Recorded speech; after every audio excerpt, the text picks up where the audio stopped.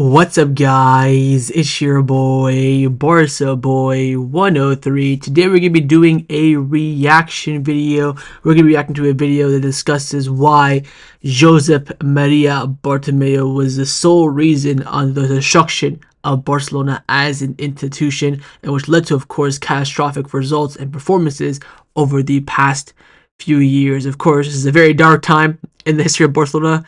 Take away the first year we won the treble. After that, or maybe after Luis Enrique left, very, very dark times. And I'm going to discuss it, give you guys my opinion, my analysis, also my thoughts on what happened on the times. And a lot of this is already on the channel anyways by the reaction of his decisions. I think we only had 1.5 years as the president on the channel, but it is what it is. But let's get into this video. Hope you guys do enjoy. Of course, if you do enjoy, make sure you drop a like down below, subscribe as well if you haven't already, and let's get crack-a-lackin'. It took one man to destroy one of the... I have to say this before we start. I despise his face. You know, my parents taught me growing up, don't hate in life. Life is beautiful. Enjoy it while it lasts. Then the hereafter, you go and be God. You do what you gotta do. He's probably the only human being I actually hate on this earth. You know, people talk about Ramos and Ronaldo. Maybe you have some arch bully from your time, or maybe someone killed your parents. I don't got any of that. There is nobody on this earth that I despise except this man. Clubs in the world. In just 5 years, Josep Maria Bartomeu caused FC Barcelona's downfall by leaving them with 1.35 billion euros in debt. God damn! Just seeing that, big letters, big numbers. Of course, shout out my boy Laporta. He's bringing that right down, but how do you let it get this bad? Signing expensive signings who failed to live up to expectations, and losing big players like Lionel Messi, which quickly sent the club into hell. You're telling me? It all started with Sandro Rosell. The second person I despise most in this world is this man right here, Sandro Rosell.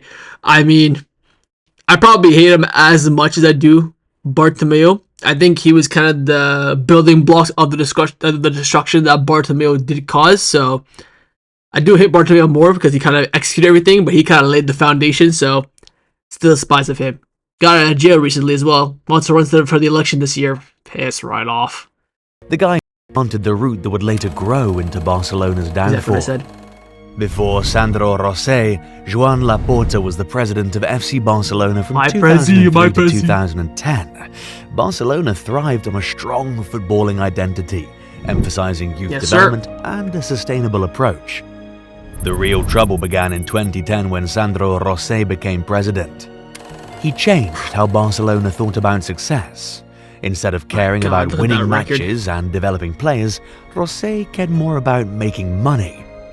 For over 100 years, Barcelona Oh my god, I remember this when he put he put Qatar on the front of the kit.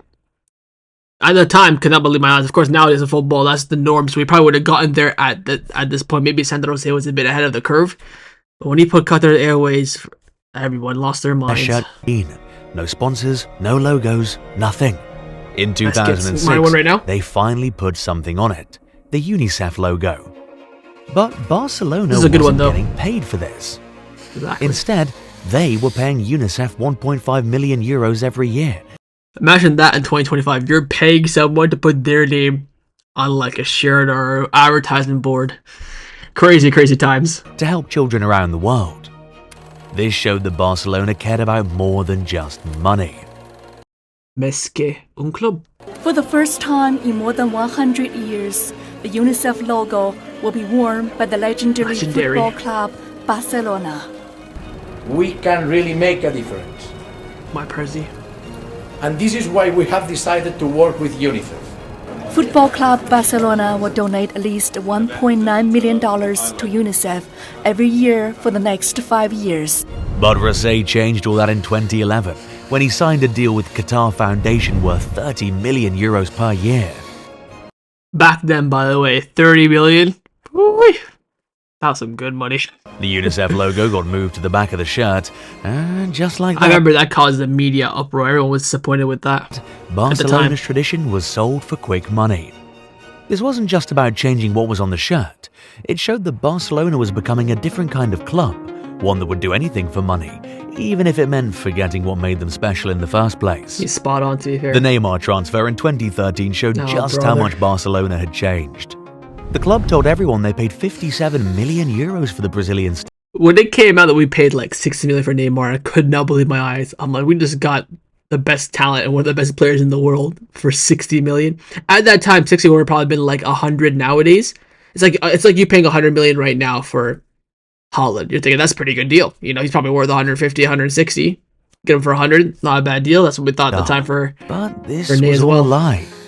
The real cost was 86 million euros. I mean, fair play if you're trying to hide it. By making secret payments to Neymar's family and creating hidden deals that helped the club's president and other officials make money. When people discovered these lies, everyone was mad. Spanish authorities started investigating, and the scandal was so bad that President Rosell had to quit in 2014. But the Neymar deal wasn't the only problem. Rosell also started ignoring their youth academy called La Masia. In the past, under coach Pep Guardiola, Barcelona's best players came from this academy. Don't forget, Pep left because of how Sandro Rosell ran the club as well. I don't know if the video will mention it or not, but don't forget that as well. Busquets and Pedro all grew up learning Barcelona's style of football. And Messi. But Rosell didn't care about developing young players anymore. He just wanted to buy expensive stars from other teams. And because of this, fewer young players were making it to Barcelona's first team. Look at that list though. Like, who here is actually good? Yeah, what? Rafinha was okay. Cuenca was garbage. De La Feu was mid. Of course, David Torreira is like alright now. Sergio Sambro couldn't stay fit. Montoya was beyond mid. No one like world beaters on that list anyways. Barcelona was still winning games during that time. But behind the scenes, everything was falling apart. All because of Messi. They were spending too much money, making bad decisions, and losing their identity. I mean, some of these signings were not flopped. I mean, Adriano, great example, was a good player. Jordi Alba I saw there as well. Fabregas caused problems off set up his on the pitch. It wasn't too bad. Of course, Alex Son flopped. They weren't like all bad. By the time Rosell quit in 2014, the damage was already done. He had created problems that his replacement Bartomeu would make even worse. Rosell planted the seed of Barcelona's problems, and under Bartomeu, that seed grew into a disaster that nearly destroyed the club. Yeah. This is where it begins. Josep Maria Bartomeu, the man who would take Barcelona's problems and turn them into a full-blown disaster. When he became president in 2014 after Rosell quit, Barcelona fans hoped for change, but instead, they got something much worse. Bartomeu wasn't new to the club. He'd been working closely with Rosell, learning all the wrong lessons about how to run Barcelona. While fans dreamed of returning to their football-first philosophy, Bartomeu was more interested in making money than making history. At first, everything seemed fine. In 2015, Barcelona won everything: La Liga, Copa del Rey, and the Champions League. Their attacking trio. Don't forget, I don't think this video is going to mention it, Bartomeu came in as the interim president for a year following the resignation of Sandro Rosell. Then when the election happened, we just won the treble. So if you're thinking, oh, he's the president for the past year, and during that year we won the treble, he's doing a good job, let's vote for him. That was kind of the delusion of Barcelona fans at the time. Of course, now in hindsight, it was incorrect, but at the time, you can understand why. We've just won the treble, everyone's all high, we went to Champions League, we beat all the, champions of each top 5 league in the Champions League run, we had some great El Clasico wins. We were peak football, so of course we're gonna vote him in. So I guess a little bit of our part, like 5-10% our fault, but if we didn't win the treble that year, probably wouldn't have gotten voted in if we're being honest, but that treble really booked his spot as the president. Suarez and Neymar, MSN, was terrorizing teams across Europe. Fans were celebrating, and Bartomeu was looking like a genius. Behind the trophy, I mean, he wasn't because he didn't sign any of these players. You had to keep that in mind. But this is why he got elected. Bartomeu was making decisions that would eventually break the club. He spent money like a drunk tourist in Las Vegas. A drunk tourist. I mean, it's not wrong, but killer analogy. Buying expensive players without any real plan. I mean, if you look at this list, it all fair market value at the time. Of course, Pjanic was a swap. I don't know if we're gonna count that, but De Jong was valued fairly. Griezmann, that was the release clause. Maybe we paid a bit over. Dembele, of course, we overpaid for Coutinho. That was kind of his value at the time. So only really on paper, I think Dembele and Pjanic were the two that we actually overpaid for at the time. Of course, Dembele right now is, cooking and doing well. But look at those annual salaries. Holy shite. Offering crazy salaries and ignoring the warning signs that Barcelona was heading for trouble. The worst part, he had the perfect chance to fix things. Barcelona was making more money than ever before. But instead of using this money wisely, Bartomeu and his team kept making bigger and more expensive mistakes that would soon come back to haunt the club. Everything really started falling apart for Barcelona in the summer of 2017. This was when Neymar decided to leave. Behind the scenes, Neymar wasn't happy. He was tired of being seen as just Messi's teammate and wanted to be the main star at a different club. That's when Paris Saint-Germain saw their chance and paid 222 million euros to sign Neymar, which was considered the most expensive transfer in football history. Barcelona couldn't do anything about it because this was Neymar's release clause, a fixed price in his contract that allowed him to leave if any club paid it. Barcelona never thought anyone would actually pay this much money for a player. They weren't prepared for Neymar to leave, and suddenly they lost one of their most important players. Instead of using this huge amount of money wisely to rebuild the team, they panicked, and their panic would lead to some of the worst decisions in history. With Barcelona having 222 million euros to replace Neymar.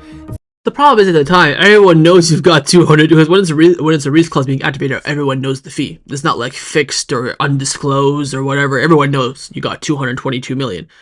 So that's the problem with Barcelona now. We had the money, obviously, but everyone else also knew that we had the money. So if you want to go buy a player, they'll probably inflate the price 10-20% because they know that we're desperate and not desperate, that we have the money that we're looking and stuff like that. So that didn't help either, but they rushed to sign an excuse talent, Ousmane Dembele, for 105 million euros up front, with an additional 40 million euros in add-ons. Dembele was only 20 years old and had just finished a great season with Borussia Dortmund. His speed, dribbling, and creativity made him one of the... Apparently they chose to sign Dembele over Mbappe, which I mean, I guess nowadays you never know, but I could not believe we spent 100 million on Dembele at that time. Dembele at that time was probably worth like 75, 80, but I guess as everyone knew we had the money, he was one of the best up-and-coming wingers. Had a great season, of course.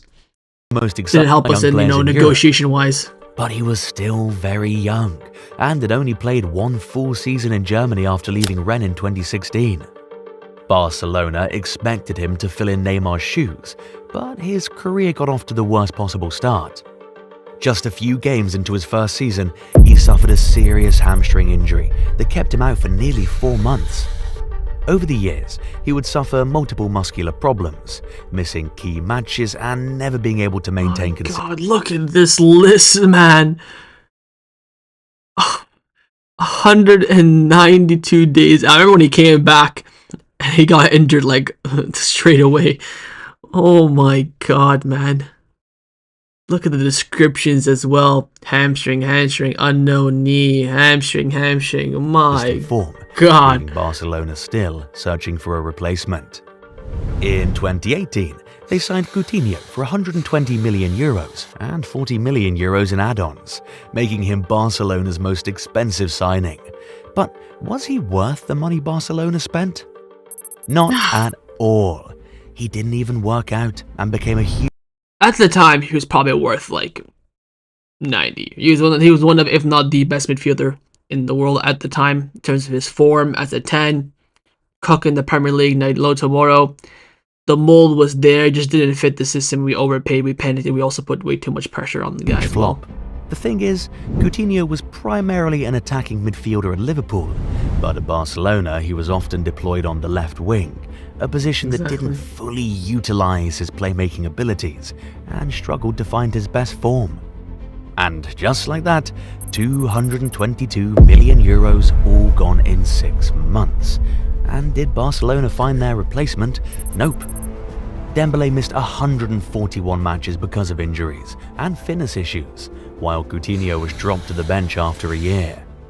Barcelona needed another attacker, and in 2019, Barcelona signed Antoine Griezmann from Atletico Madrid by paying his 120 million euro release clause. It's like a 350 million already down. The transfer was controversial because Atletico claimed that Barcelona had secretly negotiated with Griezmann while his clause was still 200 million euros, demanding more money.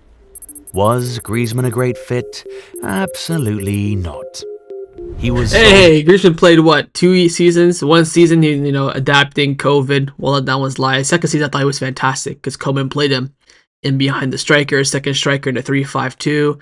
Played him as a 10 in the 4-2-3-1. So he cooked. When he played as striker at the left wing, it wasn't that great. But when he played at the 10 or the second striker, center forward in the 3-5-2, he cooked. Back played to really well that Atletico second Madrid season. after 2 seasons for just 20 million euros.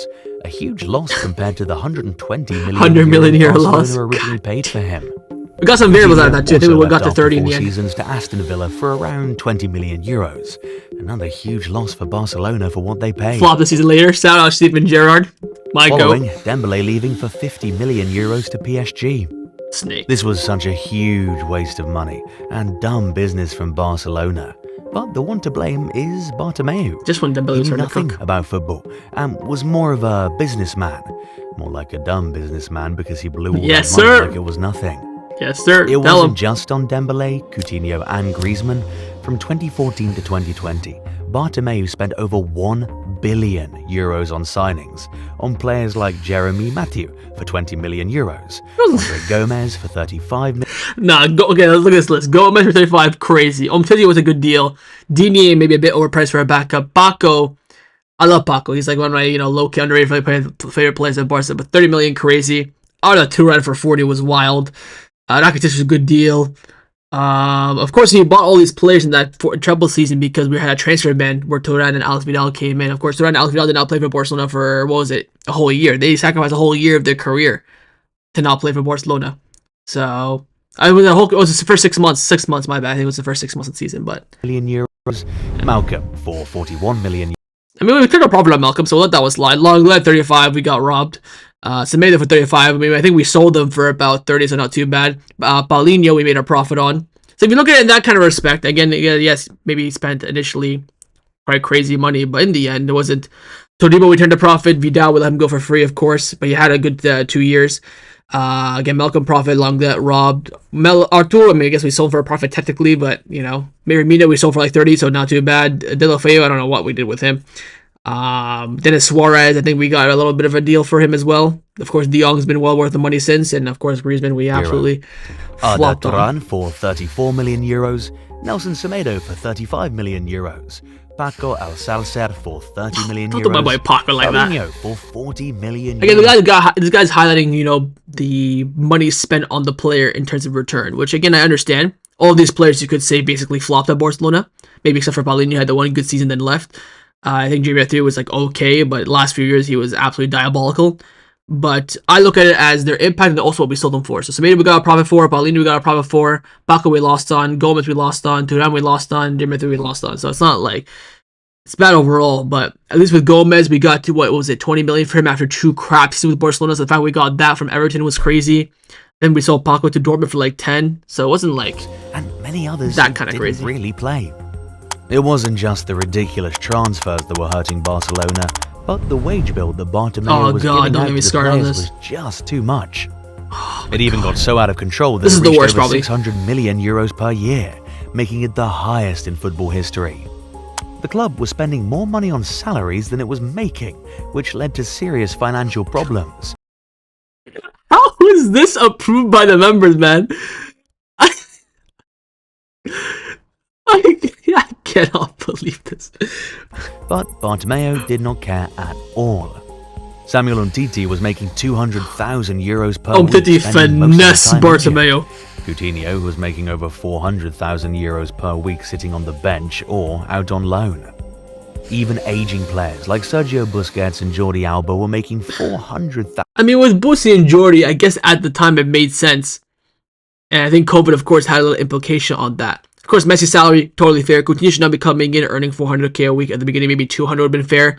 Busi and Jordi for their service, okay. Umtiti finessed us. Griezmann on 700. What the?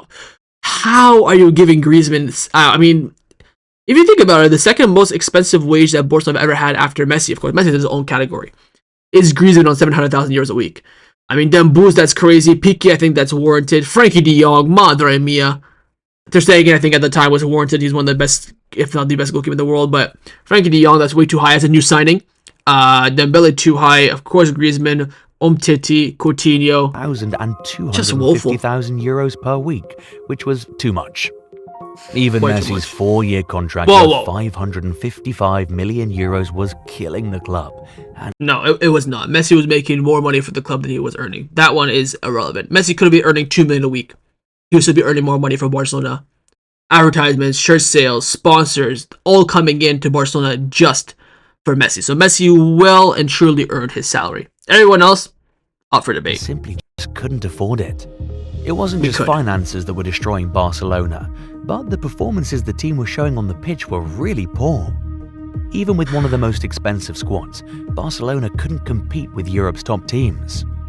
Like in 2018, Spoiled it, just they faced mentally. It AS wasn't really Roma in the team-wise. Champions League quarterfinals and won the first leg 4-1. Barcelona felt confident after winning 4-1 in their first game against Roma, but in the second game, everything fell apart. Roma scored 3 goals, and Barcelona couldn't respond. Barcelona was eliminated from the Champions League because of the away goals rules. The same thing happened again when Barcelona faced Liverpool. I don't want to watch this, Barcelona man. won the first game 3-0 at home and seemed certain to advance. They just needed to avoid a big loss in the second leg. But at Anfield, Barcelona completely fell apart. Even though Liverpool was missing their best attackers, Salah and Firmino, they still managed to score 4 goals against Barcelona, winning 4-0. All thanks to Liverpool's defender. Listen. This doesn't really come down to the squad. This came down to mentality. The players just balled it. Mentally, they were in freaking Mars. That has nothing to do with Bartomeu. I'll defend Bartomeu on that a little bit. Like, the team, we should have won the Champions League this year. This 18-19, we should have won the treble. But we balled it, and that came down to mentally, not the squad. Of course, now in retrospect, you're thinking how that squad earning that kind of money did not win the Champions League, did not win everything. I understand the guy making this video's perspective, but bigger picture, the team just balled it. Trent Alexander-Arnold, who took a quick corner kick while Barcelona players weren't paying attention. Oh, Liverpool God. scored from this play, Enough! showing how unfocused Barcelona had become. The worst humiliation for Barcelona came in 2020. 82 is whatever, man. In a single-game knockout match, Bayern Munich destroyed them 8-2. This wasn't just a loss. I regret making this video. Destruction that shocked the What am I doing to world. myself? Before COVID-19 hit, Barcelona had big financial plans. They expected to make €1.059 billion during the 2019-20 season. This would have made them one of the highest earning sports teams in the world. But when the pandemic forced football to shut down, Barcelona's money problems got much worse. They lost about €203 million they'd been counting on. This dropped their actual earnings to €855 million. They lost revenue from ticket sales, museum tours, sponsorships, media, and TV rights. What did Bartomeu think of this? Well, he believed that once football returned to normal, Barcelona would recover financially, and he even continued making expensive signings like Miralem Pjanic. This was the balance of the books, right? This is not, we did not pay 60 for Pjanic. We paid 10 million plus. We got 60 million plus Pjanic for our tour, essentially. Where he talks about Bartomeu saying that is, again, Bartomeu per se not really wrong. The pandemic came like an arcade out of nowhere, but if you're running a business, you always have to be prepared for the worst. The fact that he was relying on 1.1 billion income to resolve the 1 billion in debt when anything can happen in a flash like this was absolutely idiotic. So, yeah. This deal in terms of the numbers isn't a good representation. It was a swap deal in the end. Arthur, despite the club's he mentioned that.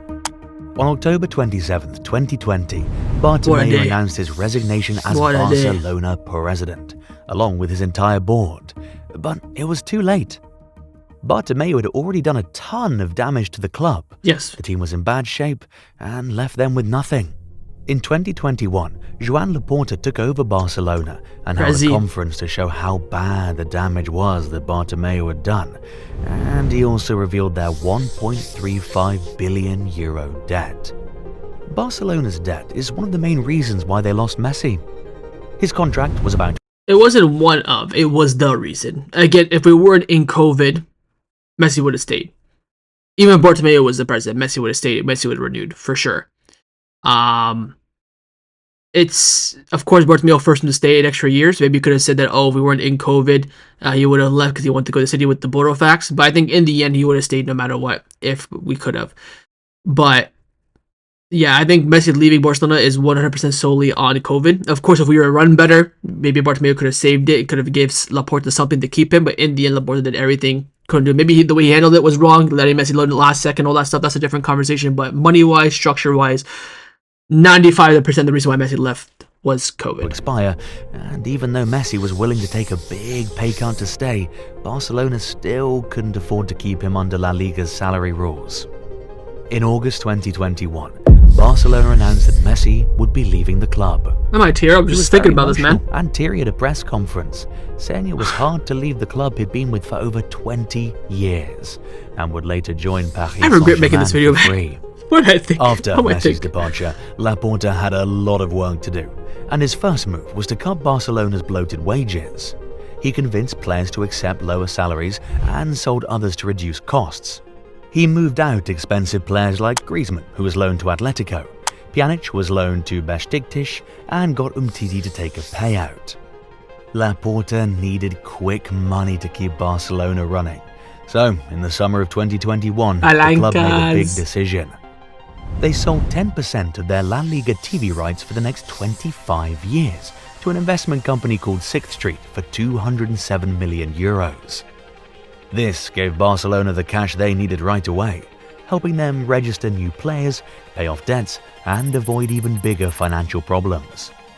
However, it also meant giving up future earnings for short-term relief. He had to find a way to deal with Barcelona's massive debt. To keep the club running, he worked with banks and lenders to get new loans and spread out the payments over time. This meant Barcelona didn't have to pay everything at once, giving them more time to fix their financial problems and Genius. stay afloat. Laporta masterclass. He had to rebuild the squad without Messi by bringing free agents like Memphis Depay, Sergio Aguero, and Eric Garcia. They also signed Ferran Torres from Manchester City in January 2022. He also focused on La Masia to rebuild the team, with young talents like Pedri, Ansu Fati, and Gavi to become key players. In 2022, Barcelona signed a big sponsorship deal with Spotify. As part of the deal, Spotify became the club's main sponsor, and the stadium's name was changed to Spotify Camp Nou. This partnership helped Barcelona earn a lot more money and improve their financial situation. Laporta's plan wasn't perfect, but it brought stability. In just 2 years, Barcelona went from financial chaos to winning La Liga in 2023. But the problems weren't completely solved. The club still had massive debts, and the financial levers, selling TV rights and other assets, helped in the short term but could cause problems in the future. As of today, Barcelona is performing well under Hansi Flick. Their future looks very promising, having a high chance to win trophies again. That's the video. In the end, I mean, he gets everything pretty much spot on the destruction that Bartomeu did cause and how Laporta had to come in and save this club from the verge of bankruptcy. Is Laporta perfect? No, but he was the best man for the job in the world. I think no one could have done a better job than what he's done right now. But in conclusion, Bartomeu's a twat. Bartomeu's a right cunt, and he's the reason why we're in this place, fighting with Javier Tebas in La Liga for FFP every single freaking summer because of the situation that Bartomeu left us in. Until we're 100% healthy, everything, FFP-wise and money-wise comes down to Laporta. Again, Sandro Rosell built the foundation. He kind of implemented everything.